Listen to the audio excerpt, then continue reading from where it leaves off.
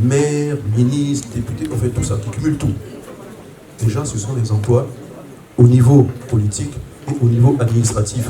Pourquoi quelqu'un serait directeur de régie et en même temps un élu local? C'est deux postes. Donc déjà quand vous faites cette économie, je parle au niveau public, après, je le dis, hein, pourquoi je favorise la présidence nationale? C'est pour que le maximum de places reviennent aux nationaux. Pourquoi est-ce que je défends l'environnement des affaires? C'est faire en sorte qu'on puisse avoir plus d'entreprises et mieux d'entreprises. On peut dire ce qu'on veut. On n'a pas suffisamment d'entreprises en Côte d'Ivoire. Et tant qu'on n'aura pas suffisamment d'entreprises, on n'aura pas suffisamment d'emplois. Et l'administration ne peut pas embaucher tout le monde. Bien au contraire, l'administration, on doit à un moment donné stopper. Parce qu'il y a des ratios que l'on regarde pour dire combien il y a de population et combien il nous faut de fonctionnaires pour assurer le service public. S'il y en a trop, c'est pas bon. Pourquoi? Parce que, au final, qui est-ce qui paye pour ça? C'est le contribuable. On a trop d'institutions en Côte d'Ivoire. Qui est-ce qui paye pour ces institutions? Et pour des politiques. Moi, je le dis, je vais revoir la question du Sénat et autres.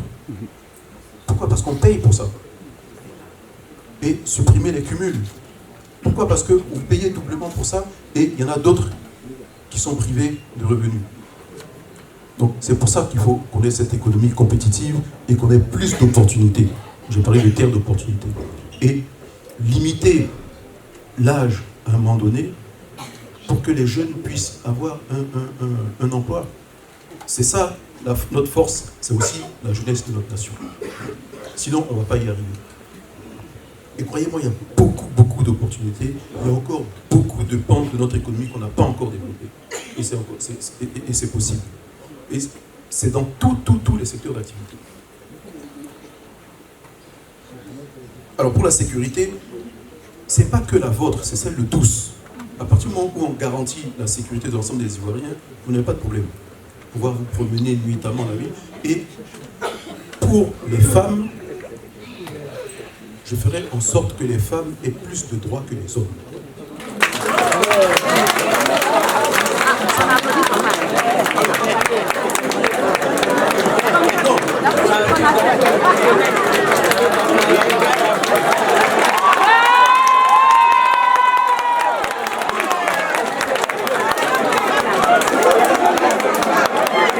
Bravo pour nous les femmes.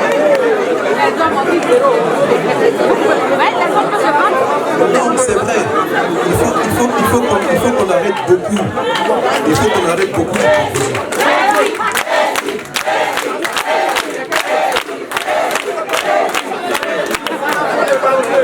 Vous m'avez parlé de l'entrepreneuriat féminin. Les femmes paieront moins d'impôts que les hommes.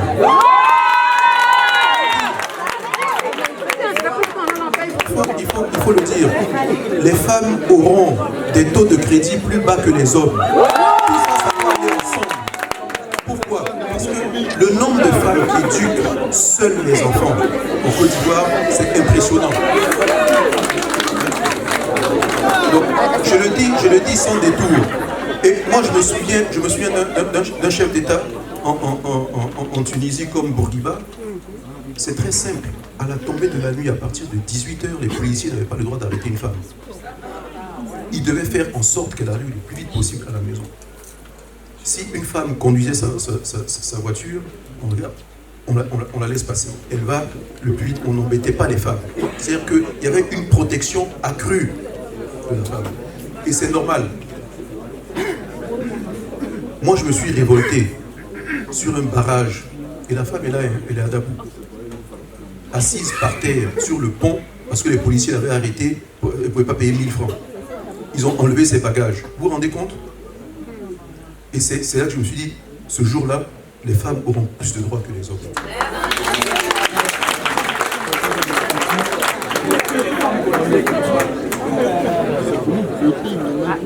Alors, et c'est à ce prix-là que l'on pourra protéger la femme et faire en sorte qu'elle soit moins dans l'informel. Vous avez parlé tout à l'heure des déguerpissements, c'est le mot que vous n'avez pas employé, mais en vérité c'est ça. Vous voyez, au moment où moi j'étais au ministère, je me suis battu contre d'autres collègues pour ne pas que l'on déguerpisse. Je dis, laissez-nous organiser le nouveau site pour qu'on déménage les personnes et non pas qu'on les déguerpisse. Tant qu'on n'a pas fini, personne ne bouge. C'est comme ça que j'ai protégé les artisans. Et les artisans en Côte d'Ivoire, c'est la première entreprise de Côte d'Ivoire. Ce n'est plus nombreux. Il y a plus de 4 ou 5 millions d'artisans, tous métiers confondus.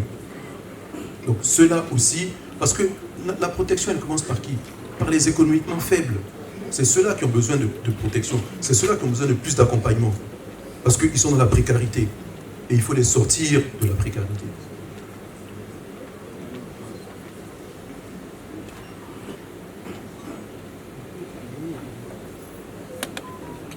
Bon, pour les femmes porteuses de projets, également pour les hommes, moi je suis pour la protection de l'entrepreneuriat ivoirien, la protection de l'entrepreneuriat féminin.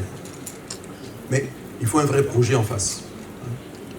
Si vous devez accompagner quelqu'un, il faut un projet, pour que vous soyez sûr d'accompagner la personne. Mais ce que je dois dire, c'est qu'il est prévu ce qu'on appelle un fonds souverain. Donc la Côte d'Ivoire aura son fonds souverain et va accompagner, protéger, soutenir les entreprises à divers niveaux qui en valent la peine. Parce que ce sont des fleurons nationaux. Et il faut les protéger, il faut les accompagner. Et faire en sorte que tous ceux qui débutent, parce que quand vous débutez dans l'entreprise, dans l'entrepreneuriat, c'est les 3 premières années qui sont les plus difficiles. C'est là où il y a le taux de mortalité dans la création de l'entreprise qui est le plus élevé. Donc il faut protéger l'entreprise la première année et surtout les 3 premières années. Si vous avez passé ce cap-là, c'est les aléas qui vont faire que vous allez résister ou pas. Mais si on vous embête avant, on vous fragilise encore plus.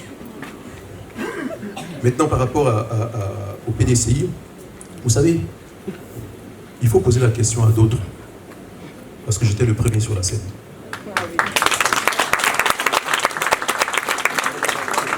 Le trouble fait, c'est pas moi. J'étais là avant, j'ai annoncé il y a très longtemps ma candidature. Et même qu'au niveau de mon parti, on partait avec le président Henri Konan Bédié pour changer toutes les dispositions, et c'est là où il y a beaucoup de mauvaise foi, changer toutes les dispositions et dissocier la présidence du parti, le corps dirigeant du parti, des candidats. Alors il y en a qui veulent changer aujourd'hui, je dis non, restons sur le projet que l'on avait, et je reste sur ce projet-là. Trump est élu président des États-Unis, il n'est pas président du Parti républicain, que je sache. Kamala Harris n'était pas présidente du Parti démocrate. Ils existent, hein. Aussi, il faut qu'on modernise la manière de faire la politique. Le candidat naturel, ça n'existe pas, ça veut dire quoi, candidat naturel? Naturel, candidat naturel, c'est vieux, ça remonte au parti unique. Le parti unique, à l'époque, il y avait un chef, et naturellement, c'est le chef que l'on représentait à chaque fois. Mais nous sommes dans la démocratie. Et pour ça, je remercie le président Laurent Gbagbo, il est le père du multipartisme de la démocratie.